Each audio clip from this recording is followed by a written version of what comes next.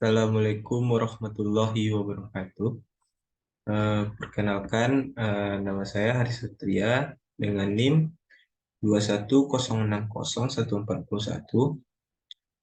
Saya berasal dari Prodi Ekonomi Pembangunan. Baiklah, saya di sini akan mempresentasikan transformasi pertanian, pembangunan, dan pembangunan daerah pedesaan.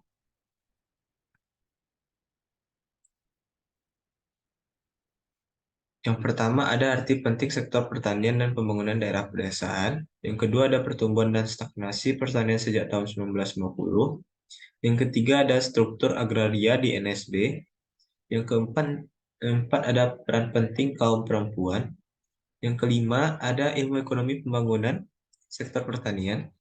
Dan yang keenam ada menuju strategi pembangunan pertanian dan pedesaan yang handal. Yang pertama ada arti penting sektor pertanian dan pembangunan daerah pedesaan. Sektor pertanian dan pembangunan daerah pedesaan adalah komponen penting dalam sebuah perekonomian, sebuah negara yang mampu memberikan kontribusi dalam menunjang pertumbuhan ekonomi nasional dan sumber penghidupan utama bagi masyarakat pedesaan. Pertama, ada faktanya lebih dari 2/3 penduduk termiskin di dunia menetap di wilayah pedesaan yang sebagian besar hidup dari pertanian subsisten. Dan yang kedua ada agar pembangunan dapat berjalan lancar dan berkesinambungan, maka pembangunan itu harus turut menyertakan daerah pedesaan pada umumnya dan sektor pertanian pada khususnya. Yang ketiga, dalam pembangunan ekonomi tradisional, peranan pertanian hanya dianggap pasif dan sebagai unsur penunjang. Peran utama pertanian hanya sebagai penyediaan tenaga kerja dan bahan-bahan pangan yang murah dalam jumlah yang cukup untuk ekonomi industri yang sedang berkembang yang dinobatkan sebagai sektor unggulan.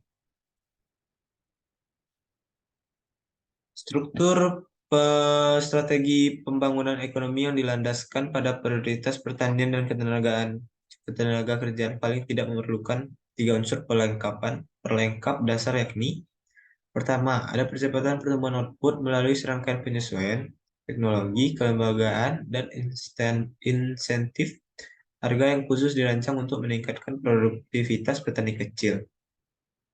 Yang kedua, ada peningkatan permintaan domestik terhadap output pertanian yang dihasilkan dari strategi pembangunan perkotaan yang berorientasi pada tenaga kerja. Yang ketiga, ada serta diversifikasi sebagai pembangunan daerah pedesaan yang bersifat padat karya dan pertanian yang secara berlangsung dan tidak langsung akan menunjang dan ditunjang oleh masyarakat pertanian. Pertumbuhan dan stagnasi pertanian sejak tahun 1950. Pertumbuhan dan stagnasi pertanian sejak tahun 1950 mengacu pada perkembangan sektor pertanian dalam ekonomi global. Selama lebih dari setengah abad terakhir, periode ini ditandai oleh beberapa tren dan perubahan signifikan dalam produksi, konsumsi, dan perdagangan produk pertanian.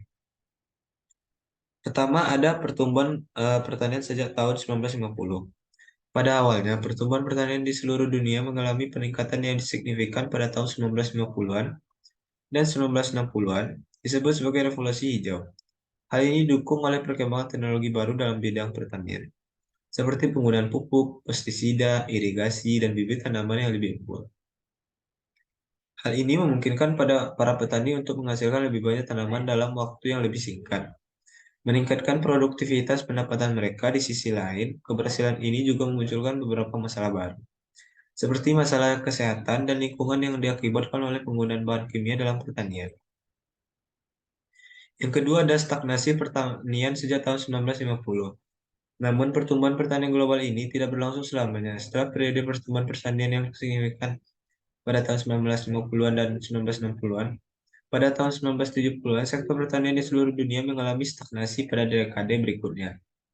Faktor-faktor yang menyebabkan stagnasi ini termasuk kurangnya investasi di sektor pertanian, keterbatasan lahan yang tersedia, kekurangan air, dan sumber daya alam lain. Masalah keterbatasan lahan yang tersedia, kekurangan air dan sumber daya alam lain, masalah ketergantungan pada petani kecil yang tradisional, serta penurunan permintaan di pasar global. Di samping itu, terdapat juga masalah ketidakseimbangan antara ketersediaan pangan dan permintaan di berbagai negara, yang mengakibatkan beberapa negara mengalami kelaparan dan kekurangan pangan, sementara negara lain mengalami kelebihan produksi pangan. FAO PBB berulang kali setelah memperingatkan akan adanya bencana kekurangan pangan yang gawat. Yang ketiga, pada 1950-an terjadi perubahan signifikan dalam perdagangan produk pertanian dengan negara-negara maju memperkenalkan kebijakan liberalisasi perdagangan yang bertujuan untuk mempromosi perdagangan bebas dan meningkatkan akses pasar untuk produk mereka, yang memperburuk situasi pertanian di negara berkembang. Yang ketiga, ada penyebab utama dari semakin memburuknya kinerja pertanian di negara-negara berpendapat rendah adalah terbaikannya sektor yang sangat penting di dalam perumusan prioritas pembangunan oleh pemerintah negara-negara berkembang lainnya. Diperparah lagi dengan gagalnya pelaksanaan investasi perekonomian industri perkotaan. Selanjutnya ada struktur agraria di NSB. Tiga sistem pertanian menurut Alain de Janvry dan koleganya dalam World Development Report 2008 dari Bank Dunia, terdapat tiga situasi berbeda yang terjadi di negara-negara berkembang. Pertama, dalam negara-negara berbasis pertanian masih menjadi sumber utama pertumbuhan ekonomi. Yang kedua, sebagian besar penduduk desa di dunia, sekitar 2,2 miliar jiwa, tinggal di negara-negara yang sedang bertransformasi. Yang ketiga, di negara-negara yang disebut dalam laporan itu sebagai negara terurbanisasi, migrasi di desa, kota telah mencapai titik di mana hampir setengah atau lebih kalangan miskin ditemukan di wilayah perkotaan. Dan sektor pertanian bahkan kontribusi lebih sedikit terhadap pertumbuhan output. Petani kecil di Amerika Latin, Asia, dan Afrika, pola kepemilikan lahan yang sangat timpang mudah ditemui di negara Amerika Latin dan sebagian di negara Asia. Di Afrika, pola kepemilikan lahannya lebih merata karena faktor-faktor sejarahnya memang berbeda dan begitu luasnya lahan yang tersedia sehingga pola tersebut struktur kegiatan pertanian pun berbeda.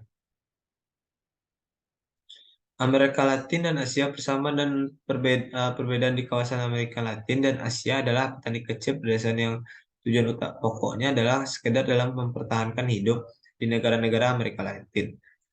Derita para petani berurat akar pada sistem latifundio minifundio di Asia. Permasalahan utamanya adalah lahan garapan yang terpecah-pecah menjadi bagian kecil yang sempit dan padat. Pada dasarnya, latifundio adalah pertanian besar yang bisa memperkerjakan lebih dari 12 orang pekerja. Minifundo adalah unit perusahaan pertanian terkecil atau 2 pekerja. Peran penting perempuan. Dalam beberapa kasus, kaum wanita melakukan 70% tugas pertanian dalam satu tugas, bahkan hampir mencapai 80% dari keseluruhan pekerja. Yang kedua, selama ini kaum perempuan telah memberikan kontribusi yang besar dan penting dalam ekonomi pertanian, khususnya dalam sektor tanaman komersial. Cash crop atau cash crop. Pertanian peranan yang fungsi ekonomi komunitas tersebut dibuktikan oleh keberhasilan dari program-program pembangunan melibat partisipasi perempuan secara penuh. Yang ketiga, berbagai hasil studi mengenai alokasi waktu perempuan dalam mengerjakan berbagai tugas mengakui mengenai betapa besar dan pentingnya kontribusi perempuan bagi perekonomian pedesaan. Ilmu ekonomi pembangunan sektor pertanian. Yang pertama ada pertanian substansi. Pertanian substansi adalah jenis pertanian yang dilakukan untuk memenuhi kebutuhan hidup sendiri dan keluarga petani. Pertanian ini umumnya bersifat kecil dan berorientasi pada produksi untuk konsumsi sendiri. Dengan sedikit atau bahkan tidak ada surplus yang dijual di pasar, pertanian substansi masih banyak ditemukan di daerah pedesaan di negara-negara berkembang. Yang kedua ada transisi menuju pertanian campuran dan teridentifikasi. Transisi menuju pertanian campuran adalah proses perubahan sistem pertanian dari pertanian tunggal atau monocropping menjadi pertanian campuran, intercropping. Pertanian campuran mengacu pada praktik menanam beberapa jenis tanaman secara bersamaan pada satu lahan. Hal ini memiliki beberapa keuntungan, seperti meningkatkan produktivitas tanah, mengurangi risiko kerugian hasil panen akibat gangguan hama atau penyakit. mengurangi kebutuhan akan input-input seperti pupuk dan pestisida, dan meningkatkan pendapatan petani dengan memproduksi berbagai jenis tanaman atau komoditas. Yang ketiga, dari divergensi dan spesialisasi pertanian komersial modern. Dari divergensi ke spesialisasi, mengacu pada transisi dari pertanian tradisional yang didasarkan pada keanekaragaman jenis tanaman dan kegiatan produksi substansi ke pertanian yang lebih modern dan berorientasi pada dasar dengan spesialisasi pada produksi komoditas tertentu. Pertanian komersial modern adalah jenis pertanian yang bertujuan untuk memproduksi hasil pertanian yang tidak tinggi dengan mengadopsi teknologi modern, manajemen yang terintegrasi, dan penerapan standar internasional dalam produksi dan pemasaran. Menuju strategi pembangunan pertanian dan pedesaan yang andal, beberapa syarat pokok apabila tujuan utama pembangunan pertanian dan daerah pedesaan di negara adalah untuk memperbaiki taraf hidup masyarakat di pedesaan melalui peningkatan pendapatan, total produksi atau output, dan produksi petani kecil. Maka pertama-tama pemerintah negara-negara berkembang tersebut harus mengidentifikasi sumber-sumber pokok kemajuan pertanian dan kondisi dasar yang sekiranya akan mempengaruhi keberhasilan pencapaian tujuan utama. Sumber-sumber kemajuan pertanian berskala kecil: pertama, kemajuan teknologi dan inovasi. Yang kedua, kebijakan ekonomi yang pemerintah yang tepat. Tiga, kelembagaan sosial yang menunjang. Syarat umum bagi kemajuan pedesaan: ada modernisasi struktur usaha tani dalam rangka memenuhi bahan pangan yang tersebut meningkat. B. Penciptaan sistem penunjangan yang efektif, perubahan kondisi sosial pedesaan guna memperbaiki taraf hidup masyarakat. Sekian yang bisa saya sampaikan. Mohon maaf jika ada kesalahan kata atau kesalahan informasi. Wabillahi taufiq wal hidayah. Assalamualaikum warahmatullahi wabarakatuh.